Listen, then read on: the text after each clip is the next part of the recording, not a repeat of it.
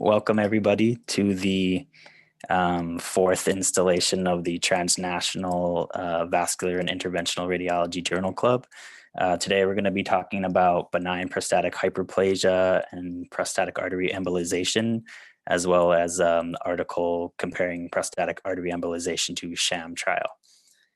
So this is presented by Sidney Kimmel Medical College. My name is Cole Miller from SKMC. Varun is also here from SKMC, and then the Rowan School of Medicine. Do you guys want to introduce yourself? Hi, I'm Hasan Habib. I'm a third-year medical student at Rowan SOM, and we're excited to have you all today. Okay, so I'm just going to start off talking a little bit about benign prostatic hyperplasia. So BPH is primarily considered to be a condition of old age, as its prevalence increases dramatically with age. In fact, nearly 70% of men in the US from 60 to 70 have some degree of BPH, and that number can be as high as 80% for people over the age of 70. There are a number of unmodifiable risk factors, including race, particularly African-American and Hispanic descent, as well as some genetic and hormonal factors and family history. There are also a number of modifiable risk factors, so obesity, metabolic syndrome, high caffeine and alcohol intake, as well as physical inactivity and diets that are high in saturated fats or refined sugar. And if you can go to the next slide. So BPH is a diagnosis that is defined histologically and refers to the proliferation of stromal and glandular epithelial cells within the prostate. This process involves both increased production of new cells as well as cell immortalization through the loss of normal pathways for programmed cell death. So in BPH, the hyperplasia occurs mainly in what's called the transitional zone of the prostate. So it's outlined in pink here. And this is significant due to its proximity to the urethra, which passes through the center of the prostate. And so if this becomes enlarged, it can put the urethra at risk of becoming narrowed, or in severe cases, it can become fully obstructed. And you can go to the next slide. So the pathogenesis of BPH is multifactorial. However, it's thought to be related to both systemic and local forms of inflammation. Possible etiologies are obesity-related inflammation, autoimmune processes, and chronic infections. And evidence for this is that CRP levels, as well as cytological and immunohistochemical parameters for inflammation, can be associated with higher symptom scores as well as greater prostate volume. And if you can go to the next slide. So androgens, and in particular dihydrotestosterone, are key in the pathogenesis of BPH because they can directly lead to the increased proliferation as well as cell immortalization of prostatic cells. And this is demonstrated by the fact that BPH typically doesn't develop in individuals prior to puberty when those levels are low. And similarly, BPH does not develop in individuals that have been castrated prior to puberty, or individuals that have impairments in androgen production or mutations in androgen receptors. And in addition to that, prostatic tissue can undergo involution with the withdrawal of androgens. And if you can go to the next slide. So the primary issue that occurs in this process is that the prostate will become enlarged and begin to impinge on the urethra. And in addition to this, patients can develop increased smooth muscle tone in the bladder neck, and this ultimately leads to resistance of urine flow through the urethra. And this is what's called benign prostatic obstruction. In serious cases, this can worsen and become what's called bladder outlet obstruction, where there's a complete blockage of urine flow through the urethra. So the increased resistance to urinary flow can secondarily lead to instability and overactivity of the detrusor muscle of the bladder.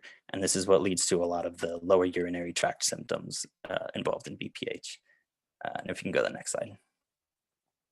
So the lower urinary tract symptoms can be related to urinary storage. So things like urgency, frequency, nocturnuria, incontinence, as well as symptoms of voiding. So sort of straining to void, or hesitancy, which is the inability to start the stream. Can also have a slow, weak, or intermittent urinary stream, as well as dysuria. There can also be post-voiding problems, such as the sensation that the bladder has not fully emptied, or there can be continued dribbling after urination. When it comes to the physical examination, the primary finding is a non-tender enlarged prostate on digital rectal examination, and the severity of symptoms does not necessarily correlate to the size of prostate on this exam. You can go to the next slide. So when should a physician refer a patient to a specialist? So this decision mainly involves demonstration of symptoms of severe BPH with increased risk of complications, or significantly decreased quality of life without relief with standard treatments. And so it's also important to keep in mind that an important differential for BPH is prostate cancer. And so you should also look for signs of malignancy as well. So some of those symptoms might be severe lower urinary tract symptoms or pain, this occurring under the age of 45 years old, significant abnormalities of digital rectal exam, hematuria, elevated PSA, or other symptoms like this. And this can put patients at risk of severe complications such as acute urinary retention. And this can lead to hydronephrosis or renal damage. And in addition to this, the increased urinary dwell time can put patients at high risk for UTIs, as well as bladder stones or kidney stones. And you can go to the next slide. So the American Urological Association Symptom Index and the International Prostate Symptom Score, these were developed to assess the severity of BPH, or the severity of lower urinary tract symptoms. And it involves sort of a series of questions in which patients will rate the frequency of certain symptoms or occurrences related to their BPH. And it's important to remember that a higher score on these indices indicates worsened symptoms or a worsened quality of life. So these tools will be referred to later on when we discuss the article. You can go to the next slide. And I'm going to pass it off to Varun at this point. Awesome. So yeah, I'll just jump in. So this slide's about the AOA and SIR guidelines, which are definitely very interesting because they definitely have some differences from each other. So the AOA guidelines, you can see in the bottom, I put it in there. Their conclusion of PAE based on the current evidence is that basically PAE is not recommended outside the context of clinical trials, which isn't necessarily followed by IRs, because IRs have their own kind of guidelines that SIRs put out in conjunction with a bunch of other IR-related societies from other countries. And basic conclusion from that is that PAE can be used outside the context of a clinical trial. So this is definitely kind of an interesting conflict. And the interesting thing is that these AUA guidelines have not included all the up-to-date studies, including the Sham trial that we're going to discuss today. So it's going to be interesting to see, once that data is incorporated, as well as all the other data that's going to come in through PAE over the next couple of years, to see how these guidelines change and how the downstream effects of these guidelines changing, what that does to practice patterns and referral patterns, and et cetera. So definitely something to keep, even though it might be a little out of scope for this journal club discussion. I think it's really important to have at least a limited understanding of kind of this stuff. Next slide. So this is a very broad overview in terms of BPH management, kind of a flow chart. We don't have enough time to kind of go through all of this, but just some broad themes. Basically, you always want to start off with a very thorough initial evaluation, which includes history, a digital rectal exam, focused physical exam, urinalysis definitely, and then in select patients, you definitely want to get a PSA, because there's always, prostate cancer is always in the differential when patients kind of present with these symptoms. So PSA is a great way to kind of evaluate that possibility. Then you kind of want to go into the AOA and IPSS scores that Cole mentioned, which are very important because clinical improvement is the most important thing. The imaging result that you get after a procedure can look really great, but if the patient's not feeling better and is not experiencing better urinary symptoms, then that's, then it's like a loss in general. So you really want to kind of go by these symptom scores and really monitor how they change after your intervention, whether that be a medical intervention, a surgical intervention, or an interventional intervention. And then this flowchart kind of divides it into mild symptoms, which again are based on these symptom scores. So if they're mild symptoms, kind of classified by less than 7, then watchful waiting is recommended. But then if it's a little bit more moderate or severe symptoms, you can consider medical therapies and then surgical or minimally invasive therapies. Next slide, please. So going a little bit into the pharmacological treatments, I think it's really important to just have a good understanding of what are the options available, especially because before you try some type of surgery, it's a really good idea to first try very non-invasive things, which are medications. And Dr. V was talking about alpha blockers in the chat. They are probably for the first line treatment for BPH. Their mechanism of action, they induce relaxation of the smooth muscle, and then that can cause relaxation and hopefully relieve some of that obstruction, and it's an acute effect. In contrast, the 5-alpha reductase inhibitors, these are interesting because these are a hormonal medication. So they kind of block the conversion of testosterone to DHT, which blocks the progression of BPH. So this is different than alpha blockers, which kind of just acutely relieve the obstruction.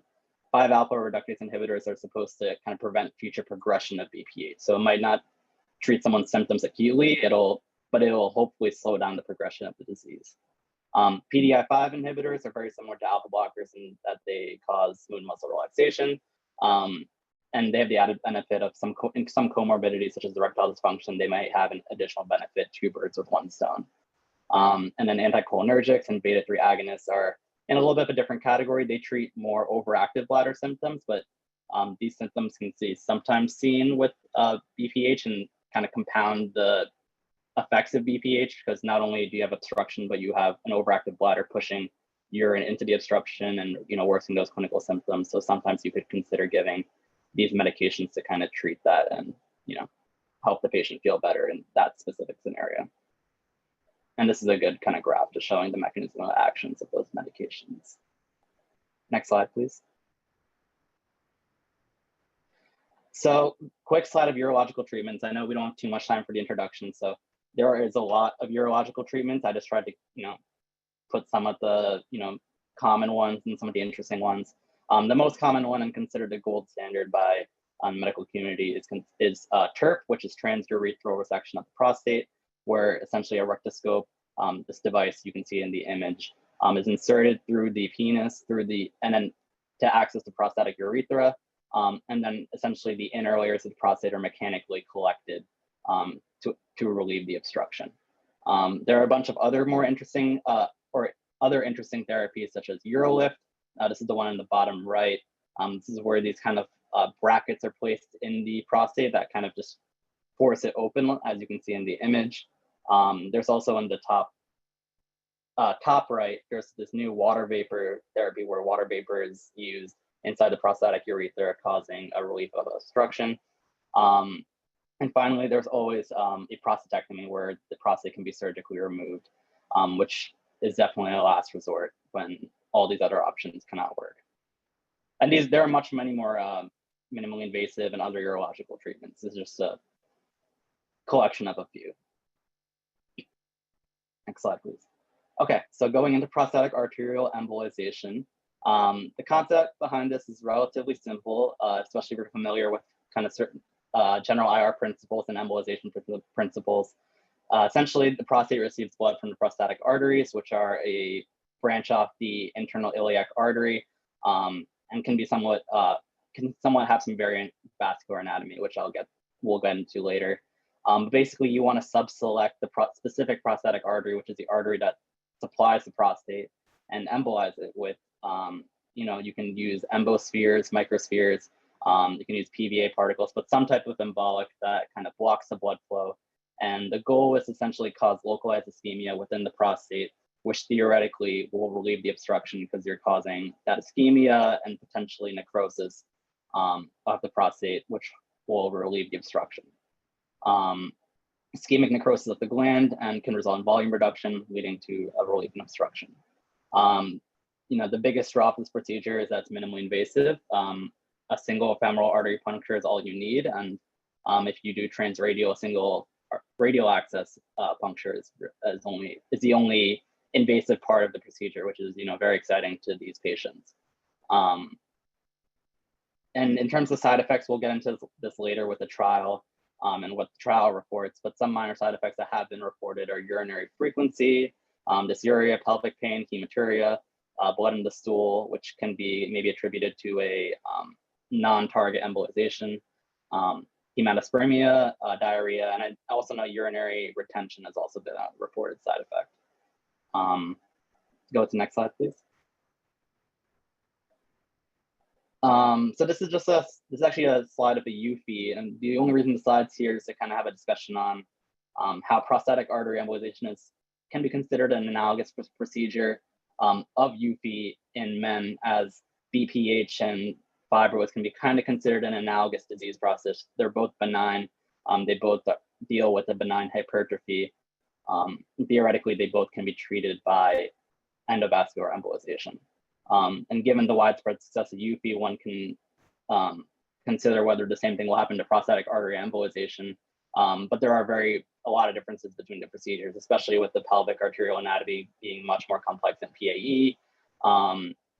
And there's anatomic differences, and the pathophysiology of a fibroid and BPH are very different. So I think that PAE needs to be investigated in its own right, and may have very different outcomes to UFI. Next slide, please.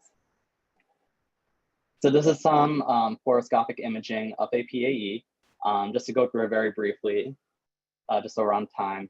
The A picture is a angiogram of the internal iliac artery, which is where the prostatic artery will come off of, specifically the anterior branch of the internal iliac artery. And then just going through the images,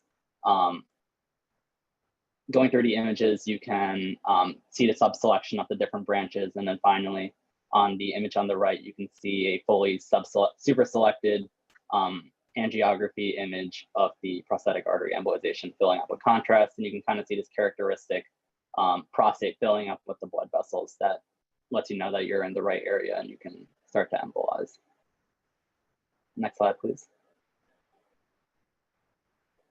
So one last slide of a PAE, in terms of going back to the AOA guidelines and kind of concerns about PAE, the safety concerns that are brought up kind of fit into these categories. So radiation exposure is a big safety concern from other people in the field, especially because PAE is considered to be a more technically challenging procedure. Therefore, theoretically, there will be a longer time on the table and more time under horoscopy, which can lead to increased radiation exposure.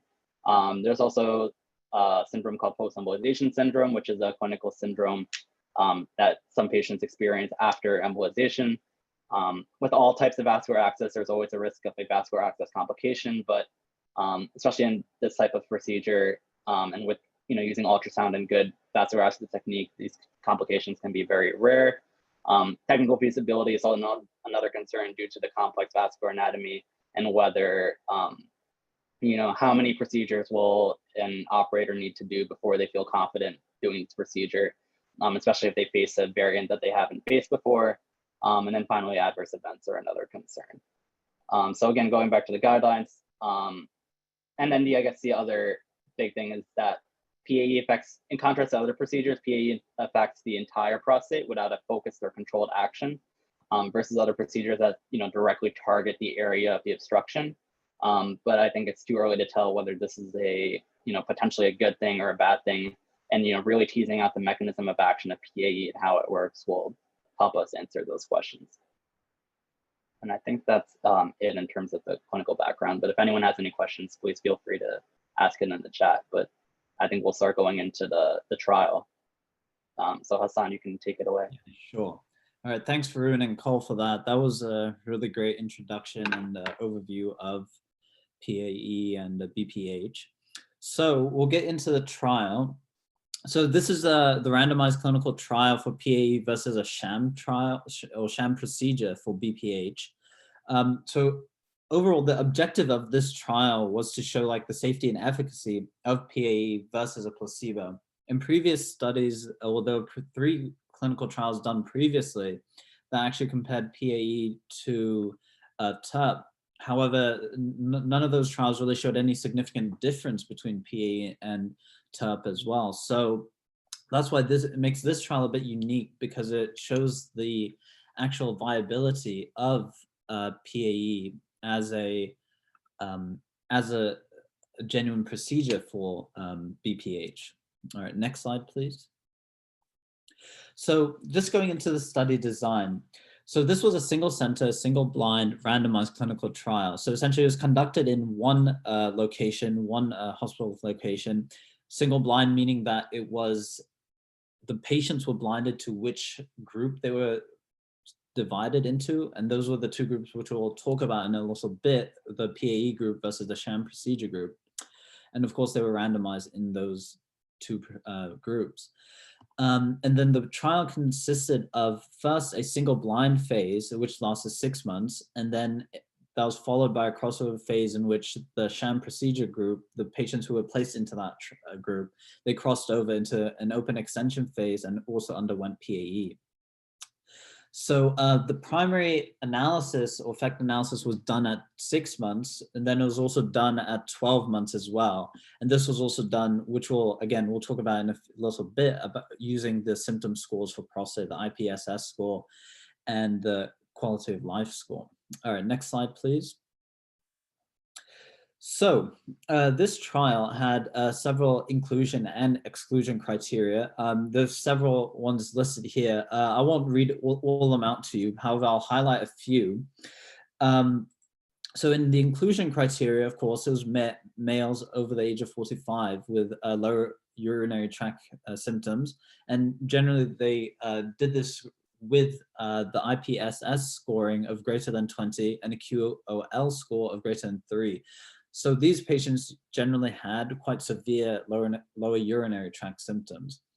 But then an additional stipulation of that was that they had to have a minimum of 6-month treatment with alpha blockers, which Varun talked about earlier. Then, of course, there were some quantitative criteria, such as the Qmax, PV, Qmax being the max urinary flow rate and the prostate volume for PV. And then, of course, the actual feasibility of PAE. Now, there are several exclusion criteria as well. Most significantly was the actual feasibility of conducting the treatment on the patient. Because of course, if they have an issue such as advanced atherosclerosis or tortuosity of the iliac or prostatic arteries, it's going to make doing the actual procedure quite difficult. And then there are other exclusion criteria such as prior history of prostate cancer or bladder cancer, just because these conditions can cause a lot of the similar symptoms that you might see in BPH. So you wouldn't want that to tamper with your results either. And you can read the rest of them as well. And then I just want to make note of another exclusion criteria was the administration of like finasteride and dutasteride in the previous 6 and 3 months respectively. However, there was an amendment made, which they do mention in the trial, was that if the patient was able to replace them with like tamsulosin or I think it was silodosin, then they were able to continue in the trial. All right, next slide, please. Okay, so let's get into the procedure then of this trial. So in the procedure, the patients were initially screened. They came into the clinic for initial screening that consisted of that consisted of the lab results. So urine analysis, urine culture, creatinine levels, and then of course they also got a lot of quantitative values such as prostate volume, which was done via transrectal ultrasound, and then also like post-void residual volume as well, which is done via the pelvic MRI. So initial imaging was done. And then, so after the patients they were also screened at baseline. So they halted all their other medications for 2 weeks, and they were put on a certain drug regimen, which is listed here. And then, of course, patients were also given tamsulosin of 0.4 mgs. That was stopped 2 weeks before the PAE. The reason for this was more or less for ethical concerns, just because you don't want the patient to be suffering with such severe lower urinary tract symptoms. And then after the actual procedure, the tamsulosin was restarted, but then once they had a bit of a resolution in the IPSS score at the follow-ups, then it was actually discontinued. So the follow-ups, which I mentioned, initial follow-ups were just days 1, 7, and 14 as just a telephone visit to make sure there were no very severe adverse events from the actual procedure. And then there were the actual follow-ups in clinic were at months 1, 3, and 6.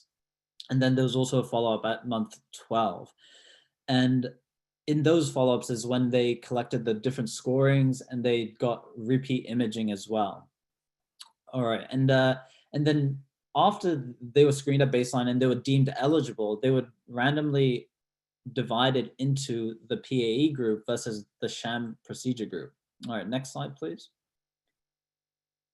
So these two groups, what was happening in these two groups, and what did they consist of? So in the PAE group was the group of patients who underwent the actual prostatic artery embolization initially from day 1, right? And I know Varun talked about this earlier, but this is just a very simple picture that just shows you how it goes on. And it does actually look very similar to the UFE that Varun was talking about. So essentially a catheter is placed and beads are injected, and you can see that the beads are being injected into the artery to make the actual prostate ischemic, and so that can reduce in size. Now, in the sham group, which is a placebo group, what happened in that group was the patients still underwent a procedure, however, and a catheter was placed in the prostatic artery, but no beads were ever injected. And what they actually did was they waited a few minutes just to make sure that there was no like significant delay or any indication that might tell the patient that they're part of the sham group. Because remember, this is single blind, so the patients do not actually know which procedure they're getting. Okay, and next slide, please. So statistical analysis. So initially, these are two figures that were drawn from the trial. So on the right, you have this flow chart which shows the screening process and the two different periods that this trial went through. So initially, they screened a lot of people, 677. And then the majority of those people were deemed ineligible for the trial. So because they didn't meet those inclusion criteria, or they probably met some of the exclusion criteria. So overall, there are 80 people included in this trial. Then out of those 80 people, they were randomly divided into the PAE group or the sham procedure group. So the 40-40, and the procedure would mark the beginning of the blind period. And then you can see there's a few patients lost to follow-up. And then at 6 months, there are 40 patients analyzed in either group. The reason for that actually is because this was analyzed in an intention to treat method. So you measure the amount of patients from the initial grouping. And then the open label period begins at 6 months. And then that's the period in which the patients who were randomized into the sham procedure group, they underwent PAE. Since two are lost to follow-up in the sham procedure group, 38 patients underwent PAE, and then another patient was lost. And then in the end, you can see that 39 and 38 patients were analyzed respectively. And then in the figure on the left, it shows you the patient population, and it shows you the median age and the different values, like the quantitative values that were measured for each group. And these were done at months 1 through 3 as well. So you can, this figure is in your article as well, so you can take a closer look at that as well. All right, next slide, please. Okay, this is the exciting part, the results. Okay, yeah, there we go. Okay, so the results were actually divided into the subjective results and the functional results. The subjective results consisted of the IPSS score and the QOL score, and the main actual like statistical analysis occurred at 6 months. And then there were also secondary variables or efficacy variables, such as the prostate volume, the flow rate, and the PSA level as well, and as well as erectile function. So as you can see, these are the subjective results at 6 months. So you can see in this table that the sham compared to PAE, there's a significant reduction. Well, there's a significant amount of reduction in the PAE group versus the sham group. And remember, on this scale, the higher the number, the worse their symptoms. And then on the QOL score is still, again, less in the PAE group than the sham group. All right, next. All right, thanks. So now here this shows the functional results at month 6. So as you can see, again, there's a reduction in the prostate volume and post-void residual volume in the PAE group, and the sham group is quite a bit higher. And then max urinary flow, again, is greater in PAE because since they don't have as much blockage, since the prostate's more ischemic now, they're able to have a greater urinary flow rate versus than the sham procedure group. And then the PSA, the prostate-specific antigen, that's lower in the PAE group as well. Next, please. Okay, and now the subjective and functional results were also followed up at 12 months as well. And now remember, at month 6, that's when the open label part of the trial began. So the people who underwent the sham procedure, they also, 38 of those patients also underwent PAE. So what's interesting here is you can see that in the sham group, the IPSS score is so significantly lower than it was before. 8.6, and then PAE is 9. So it's about the same, it's lower than the PAE. Same with and then QOL is significantly lower now too. So you can see that there was a significant jump there. And the functional results, just next please. Yeah, so here are the functional results at month 12. And again, you see prostate volume and post-void residual volume, significant drops in those. And especially when you look at that compared to next to PAE, significant, and is quite about the same and a little bit lower even. And then urinary flow rate, exactly the same now. And then the PSA is lower in the sham group as well at 12 months. So let's take a look at these results and the graph so you can actually see the trend. So next slide, please. Okay, so here are the subjective results. We just talked about these. So here's the IPSS and the QOL. So what's interesting here actually is you see that in the sham procedure group, there is from baseline, which is at the beginning, all the way to the left of the graph, there is a decrease in the IPSS score between months 1 and 6, and the QOL score between months 1 and 6. So one thing that they did mention in the trial was that the placebo effect is an actual is actually real, and it has an effect on BPH. So that's possibly why this is such a significant trial, because it shows that PAE has a much, much greater effect than just a placebo effect alone. So you can see that there's a significant drop from months 1 to 6 of PAE versus sham in the IPSS score and the QOL. So that really shows you that one, the two things to take away from that is, one, that the placebo effect actually did have an actual effect on the scoring systems, and that PAE had a much greater effect than the sham procedure. Okay, so next.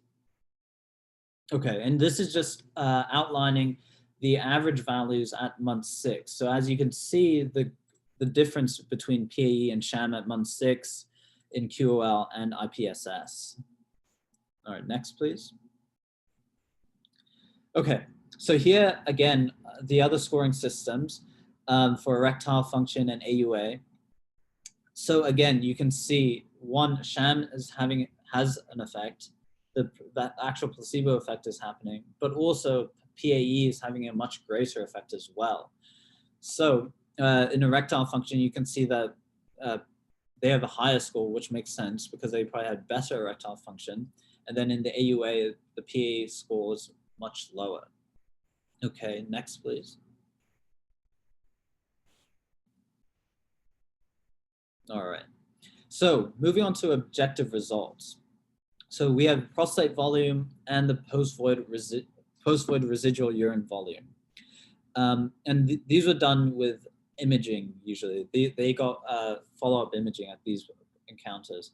So you can see on the left, the sham procedure group versus PAE had a much greater prostate volume at, well, they had a greater prostate volume at 6 months outlined there. And then I think on the right, this graph, I believe, is flipped around, but the top line, that should be sham, and the bottom line should be PAE, because the solid line is PAE. And you can see in the scores, PAE was 79.4, whereas sham was 131.5. So you can see here that there was a significant, well, there was quite a bit of a jump in these objective results too. But one thing that you should notice that in the actual objective results, you don't see as big a placebo effect in the sham group. So just take note of that as well, because remember in the subjective results, we saw that big dip in the sham as well. And then of course, when you go into the open extension period, you can see how the sham procedure group, or that trend, it becomes a lot more similar to the PAE trend as well. Okay, so moving forward. Okay, and these are the other objective results for the prostate-specific antigen and the maximum urinary flow rate. So you can see, of course, as expected, the PAE has a higher urinary flow rate versus sham, and then they kind of even out and become much more similar during the open extension period. And then during the single blind period for the PSA levels, sham remained higher and at 6 months, but then it actually became lower by 12 months. Okay, next please. Okay, so adverse events for this trial. So PAE overall, I know Varun mentioned a few of the adverse events as well. So just to recap, there were 40 patients in each group, and in total, 78 patients received PAE because at 6 months, 38 patients, because 2 were lost to follow-up, they underwent the PAE procedure as well.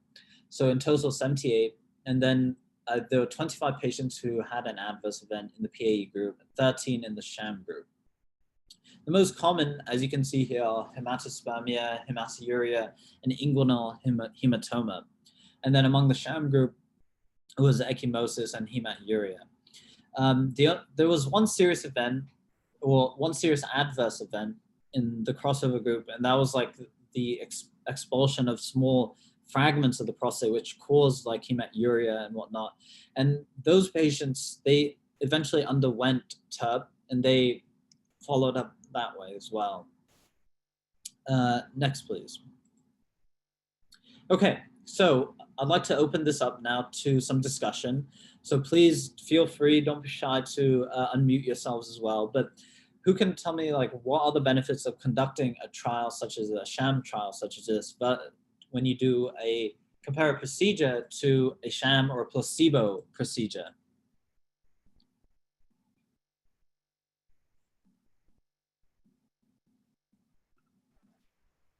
Yeah, just to jump in, as you so excellently noted, Hasan, in the graphs, you could clearly see the placebo effect. And that's, I think, one of the very prominent benefits of conducting a sham trial, to really, prove that there is no placebo effect. Oh, there always will be a placebo effect, but that the efficacy of the procedure itself extends beyond that. Yeah, but obviously, yeah, absolutely. But obviously, sham trials are very difficult to perform, and I'd love to hear from the attendings or anyone else. Yeah, on why that might be, and yeah, kind of the whole process. One interesting thing that I noticed was in the trial, it talked about how PAE was considered more or less an experimental. It was considered an experimental procedure.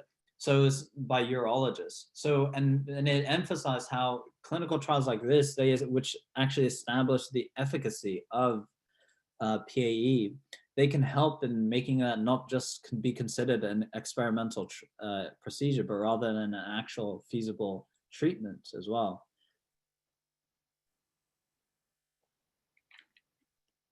Did anyone else have any comments or questions about this?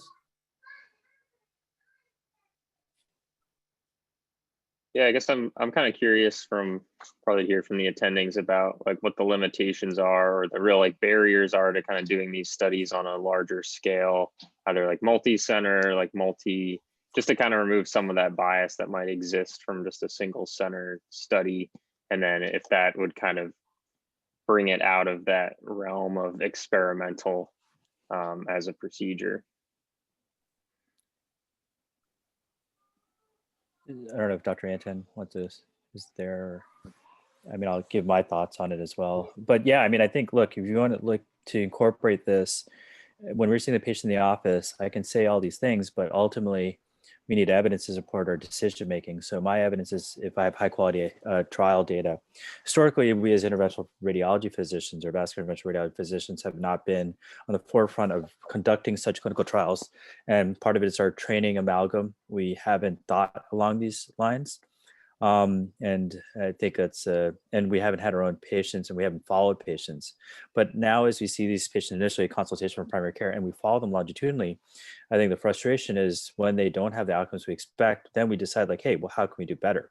When it's kind of in a procedural order and we don't have good long-term follow-up, we don't recognize these issues. But as we start to do that, it'll become more commonplace. So I think this is part of the reason why we developed this transnational VIR journal club, to kind of have these discussions. But I 100% agree with you that we need to have multiple players standing in a room and, and going over a multi-center trial, standardized, and then promoting that in the literature. And we could probably get, an NIH sponsor for something so common as this. But yeah, this is kind of the highest level of evidence. It's a single center, so that does impact it, and their procedural experience is pretty high. So one of the things about interventional trials that you have to always be cognizant of, and if you look at the initial kind of carotid stenting trials, or even the stroke trials, or even the renal stenting trials in Europe, their problem was that they had not enough interventional experience. So now what they have is what's called the leading phase, where you do X amount of procedures under very tight adjudication. And if you have any issues, you have to get retrained, et cetera. And that's what they did with the CREST trial. So when you're doing surgeries or procedures, you need X amount of experience. And so that's also an important thing when you're doing an interventional trial as opposed to a medication trial. But 100% agree that we need to, if we're going to drive this forward and be advocates of this, we need better data, meaning multi-center randomized controlled trial, comparing it to the gold standard and showing safety and efficacy. A sham trial like this is great, but it needs standardization or protocol. I'm curious to see what others say, or Dr. Anton, or. Yeah, I think the other challenging thing you have to always realize about a sham trial is that they're not easy trials to run, right? Anytime you're putting a patient through an invasive procedure, although minimally invasive, and you're not treating them, it makes things a little bit more challenging. And so you have to also deal with crossover and patients obviously deciding they want the actual treatment, and so you have to know how you're going to deal with those patients as they either decide to drop out or want to move over and get treated. So they're not easy trials to do, and there's a lot of logistical things that you have to think about on the other side. 100%. But if you look, let's look at like just some of the sham trials that I brought up, right? Let's look at Simplicity, right? Simplicity 1 and 2 were, prospective trials and randomized trials looking at renal denervation. This is the biggest thing since sliced bread, right? We're going to take out hypertension. The Medtronic spent $800 million, nearly $1 billion investing in this device, right? And then the Simplicity 3 came out. And I encourage you to look at the trial. Maybe we'll talk about the Transnational Vascular Interventional Radiology Journal Club. Every company was coming in. They thought that we had the cure for hypertension, right? Because the prospective randomized trial even showed it. But when you did the randomized sham trial in the US, it was a negative trial, right? So meaning we could have done a lot of this based on the Simplicity 2 or even 1, but we probably would have been doing the wrong thing on a lot of patients, right? So we need to prove what we do works. And the only way to ultimately do that is with these sham trials, right? So if you look at retrieval augmentation, again, I presented Bushbinder and Calmey's articles that were published in the New England Journal. And there's a lot of controversy. If you look at the Cochrane review on vertebral augmentation, kyphoplasty, vertebroplasty, it's kind of a wash. They would argue maybe it's not really prime time. And the reason why is the sham trials were done by Calmey's from Mayo, Bushbinder from Australia, didn't show a benefit, right? Now, maybe it's patient selection, right? So you have to look at that. Maybe we were picking late fractures. Maybe we didn't do a good exam. Maybe we didn't have our MRI. Maybe our technique wasn't good. Fine, but ultimately the data is high, very high level. So then the VAPOR trial came out. What did the VAPOR trial show? VAPOR trial showed, hey, pain 7 out of 10, acuity of fracture less than 6 weeks, MRI positivity, all these things. Now you have a positive trial. So again, if we're going to be scientists and do kind of the right thing, this is what we need to push for, right? And so all of our responsibilities on this conference call to do that, right? And so again, we may have to push our faculty to do that, but we need to drive that level of evidence. And so let me give you an example. So right now we have the Tract trial, which is a negative trial for DVT, kind of mixed fempopular femoral DVT. But there's some data that can be, used from that trial. The C-Tract trial is ongoing right now, right? It's the PI is Suresh Vedantam, right? Who's an interventional radiologist, is having problems recruitment. Because again, we as interventional radiologists are not as used to thinking about high quality evidence as like that's, interventional cardiology or general cardiology, hematology, oncology, some of our surgical disciplines. But in order for us to be a viable, sustainable specialty, we have to change that paradigm to be thinking along the lines where like, hey, this retrospective analysis is inadequate. We need prospective data. So, and prospectively randomized controlled trial data. And I would argue sham because of the placebo effect of medicine is important, right? And that's what they do, placebo trials, controlled trials. Then ultimately the procedural placebo effect is even much more potent, and you'll have even a higher thing. And it really makes us question a lot of what we do. If you look at, again, I brought up the Orbita trial. If you look at PCI and kind of stable CAD, not a STEMI or non-STEMI, but stable CAD, and when you compare it to kind of a procedure, the sham limb, it didn't show a benefit, right? So it really makes us rethink what we do. So optimized medical therapy works. The COURAGE trials showed that in CAD, right? And so we should learn from our other clinical colleagues who to be cardiology or hematology oncology and look at the way they design studies and start to be in that amalgam, right? So I behoove all of you on this conference call to start thinking fundamentally differently. And what I did was I looked at a lot of the NEJM articles, the Lancet articles, the JAMA articles to give me some guidance as to what's high quality evidence. I didn't necessarily look at the interventional trials as much because maybe our data is skewed to more retrospective analysis. Any other questions? But a great job presenting, and a very important disease. So, when you're looking at this disease, I'd be curious to see what Dr. Anton's kind of thought process is. But when I was kind of investigating getting into BPH, yeah, the technique is fairly straightforward. It's anatomy, it's a microcatheter, it's embolic, right? You could do a cone beam CT and be pretty safe as far as avoiding transcollateral damage. But the management, like the evaluation of these patients, and I certainly don't want to miss a clinically significant prostate cancer. So that's why I've kind of figured out the PSAs, the free PSAs, all these kind of PSA densities. And I've started getting more and more involved in the PIRAD, evaluation. So I always get an MRI. And then like if the PSA is low, you're probably okay, but you're still going to miss a certain percentage of potential prostate cancers. but you really want to avoid missing the clinically significant prostate cancer. So navigating that is also important, right? So once you kind of figure out prostate cancer, you have an understanding of PSA, the role of truss, prostate, MR, et cetera, then the next step is like, this condition is not as straightforward as obstruction. Now, if you have a urodynamics, sure, you have PVR that's elevated, low Qmax, and you clearly have a detrusor issue, like you're generating detrusor pressure, but you can't get it urine out. That's different, right? But if you have just pure vesicular pressure and a rectal pressure, that difference is really just detrusor pressure. And so it's important to understand urodynamics. Now, the problem with urodynamics, some patients don't like it because you have to put a rectal tube and a bladder Foley, and you take some time, you're instilling fluid, and so on and so forth. So it may not be, some patients just don't want to do it. So, but at the same time, if I want to look at LUTs and understand that, I do a much more broad kind of base. So any organ I do or any disease I do, I try to do in a similar fashion. So I'm still learning about this disease, but overactive bladder is its own beast. Neurogenic bladder is another challenge. Then also like what their fluid log is. I look at what they're drinking, when they're drinking, I titrate that.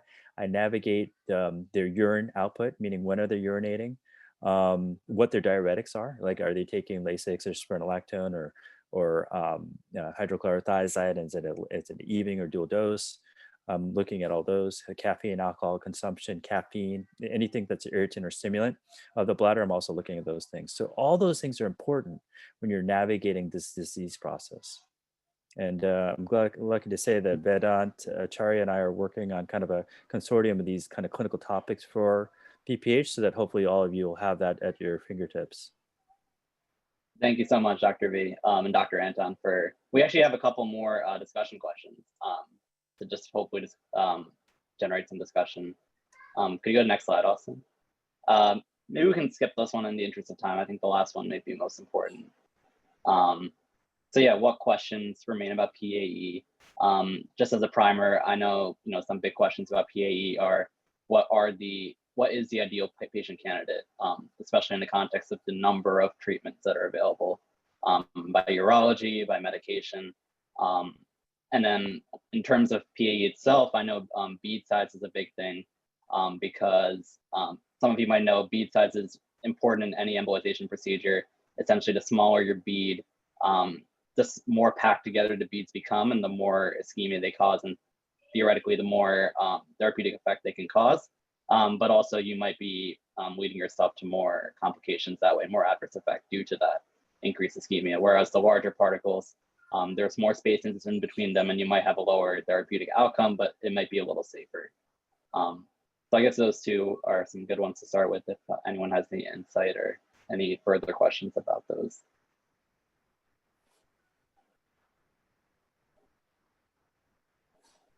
I mean, I don't know what, I'm curious to what Dr. Anton used. I usually use 300 micron, and I dilute pretty aggressively. I tend to use Embospheres, but you can certainly use any kind of Embozine or what have you. I think they're both FDA approved for utilization in this process. But yeah, I dilute it pretty aggressively to 20, and I go very slow in the fusion, and then I repeat check to see if there's any new collaterals forming from a technical standpoint. Some people will go as low as 100 microns. There's some data going both ways.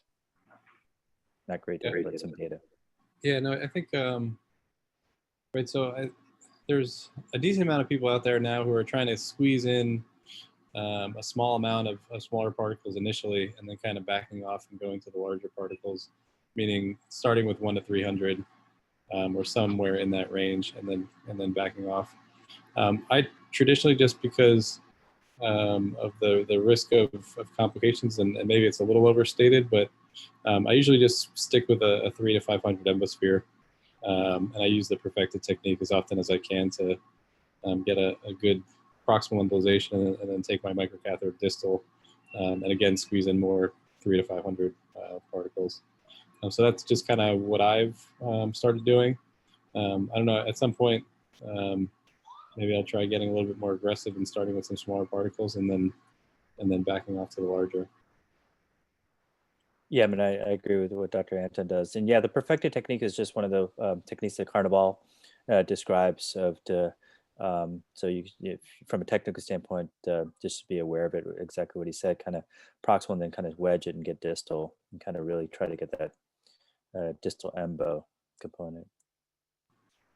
I think one interesting question that I don't necessarily know we have an answer to.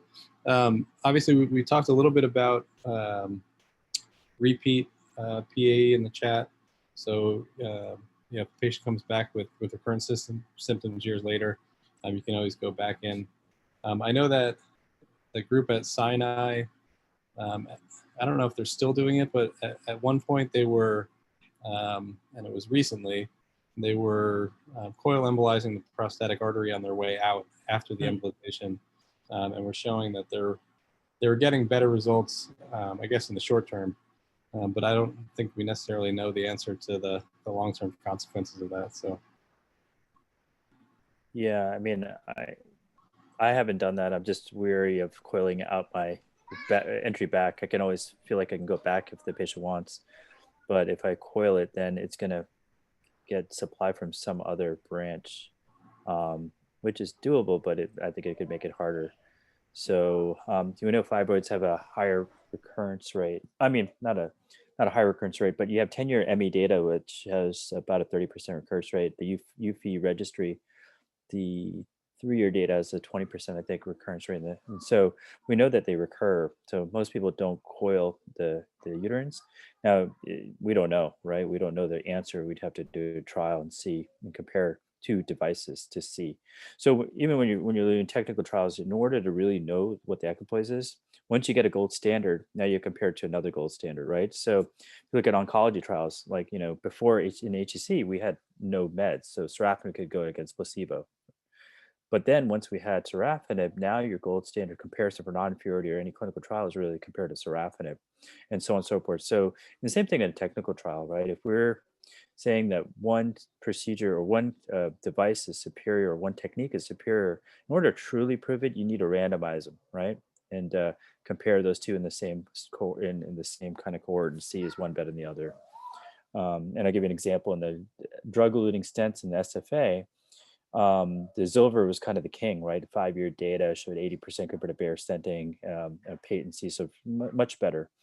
Well, then Illuvia came out with a drug-eluting stent, a little bit different platform, little bit different drug elution formula, and they wanted to say, hey, we're better. And they went out and did a randomized trial comparing it to Zilver in the CLI or in the PAD population, and their 1-year data is compelling, and the 2-year data is compelling as far as patency and kind of Rutherford classification. So that's what it really entails. Again, if we're looking at pure science, that's what we need to do. We need to kind of compare it to one another, and otherwise we really don't know what's better or not. We can all have our own individual or group kind of experiences. And the other thing that you need to be careful about is one institute, if it has a tremendous amount of experience, it may not be reproducible, because what we're trying to do is prove that this therapy works in a broader fashion. So if I'm a high operator for 3 to 500 and I have great results, but in order for me to prove it, I need to be not single center but multi-center. So it's another important concept: is multiple centers utilizing it. Core lab adjudication, meaning you want almost an independent lab assessing your results that's unbiased. So one of the benefits of the UK ROPE registry was it was not a urologist. It was a prospective registry, not randomized, but prospective registry. One of the benefits was not a urologist, not a vascular interventional radiologist kind of getting the results. It was an independent observer, and it takes out the bias. We all have human bias. So that's another kind of important concept when you're looking at these, is taking out the bias by kind of adjudicating, have independent assessors.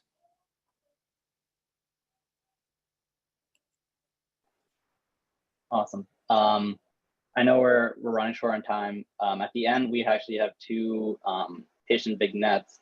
Could you go to the next slide?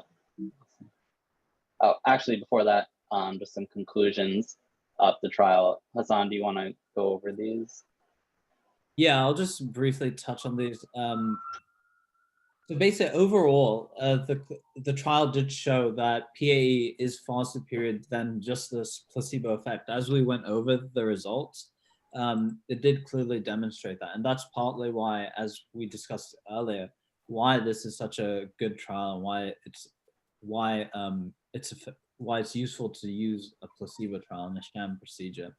And then also it helped to establish that PAE is a safe and effective treatment for BPH.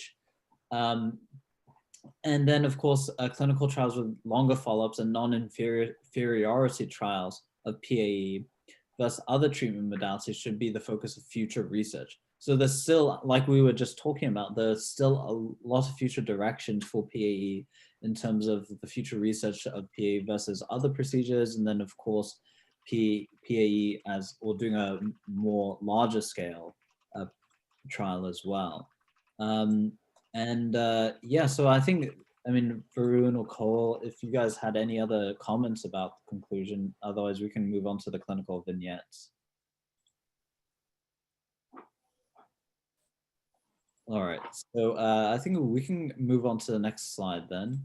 So the first clinical vignette, a 63-year-old male presents with urgency, urinary frequency, incontinence, and a weak urine stream.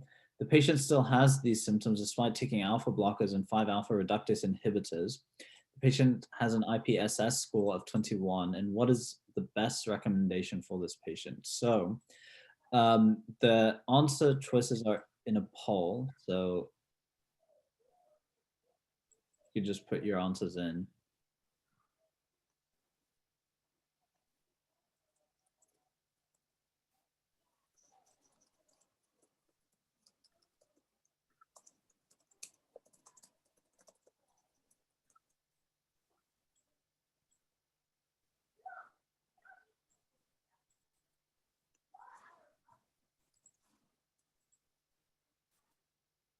Okay, I'll go ahead and end the poll. We have about 10 responses. Okay, okay, good. Can we, oh, Yeah, sorry. good. So in this case, so in this case, the patient has already been on alpha blockers and 5-alpha reductase inhibitors, and he hasn't had any improvement. So that kind of shows even in the trial, the patients who underwent PAE, they were on alpha blockers for 6 months before undergoing PAE. That was just to establish the baseline. So it shows that PAE is usually used for patients who have symptoms that are refractory to medical therapy. Okay, so, and then there's one more vignette. Okay, so, and there's another poll for this as well. So in this case, we have a 57-year-old male, has a 2-year history of increased urinary frequency, dribbling, and nocturia. The AUA score is 18, peak flow rate is 15 milliliters, post-void residual volume is 10, prostate volume 25 milliliters, and then PSA is 0.9. What would be the next best step in the management of this patient? And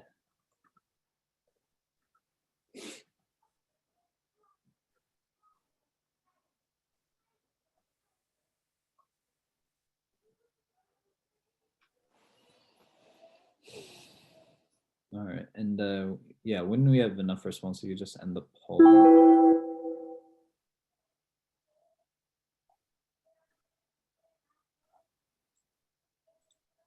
Good, perfect. So in this case, you can see by the scores of this patient's scores and the numbers that they wouldn't initially approach this case with PAE because, like, for example, look at his prostate volume. His prostate volume is 25. I believe in this case, or in the trial, they were using a prostate volume that was much greater than this. And same with this patient's AUA score, as well as his peak flow rate as well. And then, of course, so his symptoms have not been shown to be refractory to medical therapy. Thus, PAE or TUP, neither of those would be the best initial management. And also his numbers don't actually have a clear-cut evidence that the BPH will actually progress to get much worse as well. So you want to start off a bit more conservatively. And I believe that's all we have.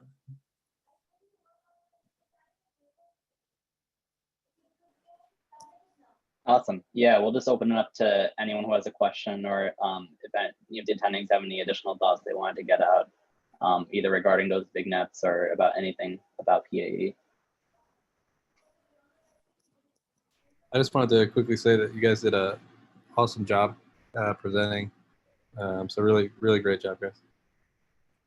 Yeah, definitely want to echo that. You know, strong work as a like high quality evidence, well, good discussion about the disease as well as the trial itself. Thank you so much. But yeah, I mean, it's kind of the core concept we talked about. Understand that organ. The anatomy pathology is what you will learn in radiology, but understand the significance of prostate cancer and the impact it can have. You don't want to miss a clinically significant prostate cancer, can kill the patient, but do a PA on them and say it's not my problem, right? If you're going to delve into space, and many of my referrals are actually not from urologists or the urologist, like you said, it's experimental, so they say you can't refer it, but the patients harass their primary care, and the primary care sends a referral, and since we have a clinic we can see them. So a lot of the management I'll have to do. Now I can't, I don't have the urodynamics, so I have to send it for urodyne, or if there is a clinically significant prostate cancer based on PIRAD or PSA, I'll send them for eval. I'm kind of ethically obligated to do all that because I can't do it myself. But at the same time, then you have to figure out, you got to do your, the bladder kind of log, meaning what they're drinking, when they're drinking alcohol, caffeine, what their diuretics are, when they're taking it, right? So if you look at, cirrhotics with high SAG ascites, you're doing it usually a daily dose for that reason, right? There can be 400 of spironolactone, 160 of Lasix. It's an AM dose typically because, they don't want to be waking up in the middle of the night to do this, right? So goal should be 6 hours of uninterrupted sleep. That should be feasible if done properly. Once you get that down, so is it overactive bladder? Is it other issues have to be sorted out? And it won't work if you don't have urinary obstruction. Ideally urodynamics, but again, a lot of my patients are kind of resistant or reticent to getting it done. So it's just something that from a practical standpoint, you have to be cognizant of. But if the Qmax is high and the PVR is low, you have to guide them and counsel them like, hey, my therapy may not be the most bang for the buck or beneficial. And then also you have to explain all the options, including TERP, TERP and holmium and resum and urolift. And not every urologist can offer the urolift or the resum. So you have to be aware of that as well.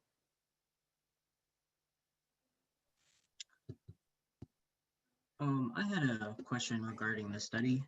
I know that they looked at IPSS scores and quality of life scores after they removed the medication that they were previously on, the first line medications, to kind of get a baseline for placebo. And I understand that. I just was wondering if it would have been relatively easy for them to go ahead and just include the medication IPSS scores and quality of life, just to kind of give an idea for how this compares to first line treatment. We'll explain that again, Sabine.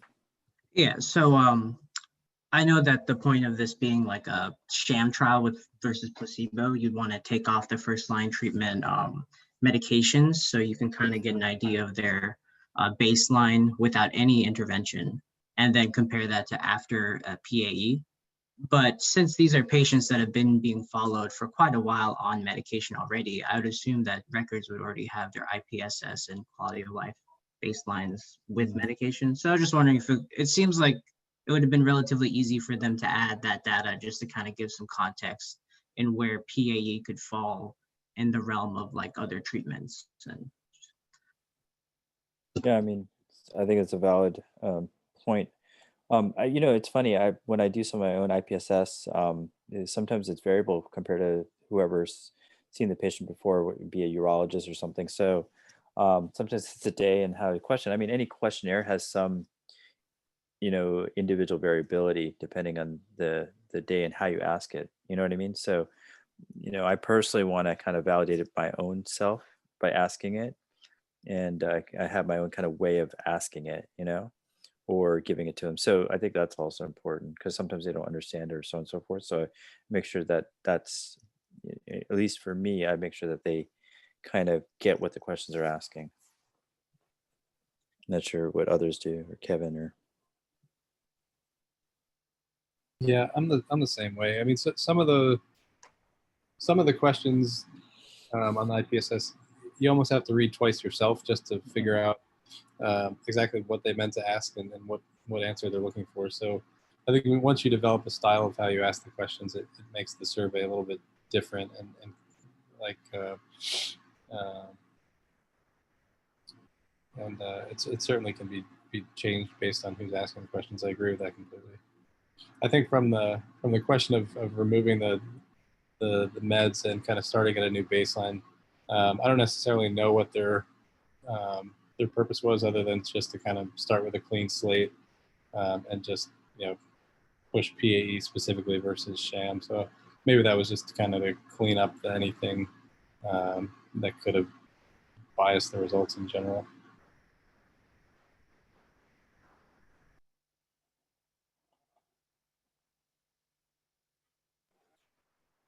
Any other questions?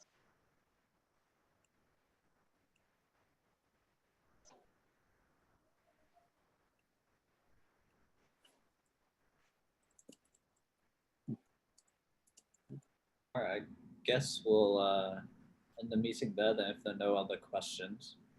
Thank you everyone so much for attending and coming or participating.